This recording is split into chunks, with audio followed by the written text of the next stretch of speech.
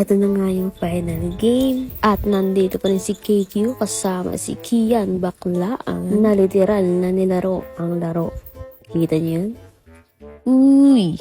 Uy, naglalakad nga pala kami dito papunta ng court. At kita nyo naman, may dala-dala kami bangkito. Kasi naman, noong last time, wala kami maupuan. Sobrang dami ng tao. Ito nga yung labas ng court. May mga street foods at kung ano-ano. Siomay rice, tusok-tusok. At kahit nga maaga kami dumating, talaga namang napakarami na agad na tao. As you can see, nakaupo ako, nakatayo siya. Syempre. At habang nag-aantay nga, may pinakanta pa sila dito. Tapos sumayaw naman si Bebe. Bebe ang tawag namin sa kanya. Dumating na nga sila kay kasama si Kian Baklaan. Ang pogi pala. Tapos kasama yung mga blackman na hindi nyo kakayanin yung tea. Charing. Guys, tandaan niyo yung sapatos ni Kikyo kulay pink ha. Di ayun, nagsimula na. Kita nyo naman habulan ng score. Talagang magkabila ang shoot Tapos bigla ako na-realize na hindi ko pala nabibidyo yung kabila pag nag-shoot sila.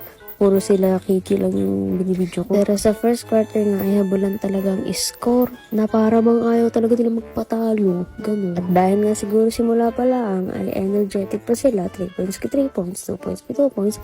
Ay awan. At ito nga pala si Fatty. Yan, makakashoot si Fatty. Ito nga pala yung reaction nila pag hindi nakakashoot yung kakampi.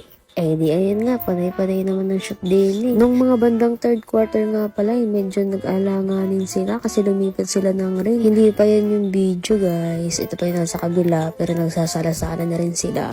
Diba, ang bilis fourth quarter na at nalamangan na sila guys. Bago pa yan, nalamangan na sila ng 12. Talagang wala nang pag-asa nun. Sabi ko, what the fuck? Tapos bigla nag-shoot yan. Nag-shoot si pangalan Kian. Tapos dito lamang pa ng 4 yung kakampi. Kaso 54 seconds na lang kaya medyo wala na kaming pag-asa dyan. Tapos may nakashoot pala so naging 89-91 ang score. Pero 35 seconds na lang. Tapos guys, tignan niyo yung susunod na mangyayari. Talaga naman nakaka.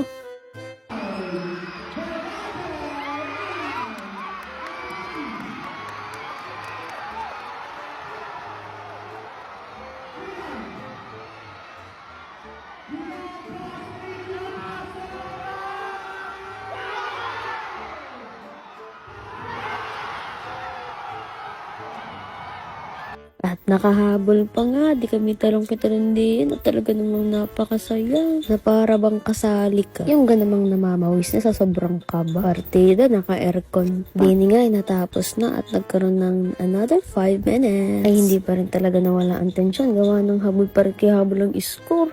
Di kami kabado pa rin kahit anong mangyari. Dito nga ay 49 seconds na lang tapos ang score nila parehas. Dito may 2 free throw na i-shoot ni Kian Baklaan. Kaya naman 99-97 ang score. Tapos kita nyo yan, 27 seconds na lang yata yun. Tapos kabila pa yung bola, kaya kabado. Diyos ko. Di ang aming puso din talaga namang dugdug kidugdug. Talagang isang shoot lang ng kalaban is panalo na. Bago 15 seconds na. Di yan, sala. Buti na lang. Tapos isa pa yan siya, sala pa rin. Kaso, hindi pa rin sa amin yung bola. Sa kalaban pa rin.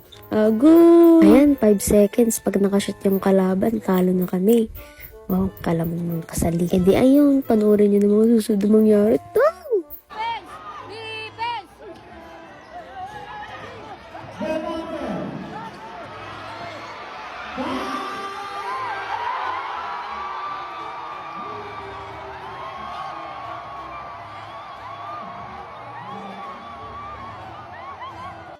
Nakasalubong na namin si Kiki, putang ina.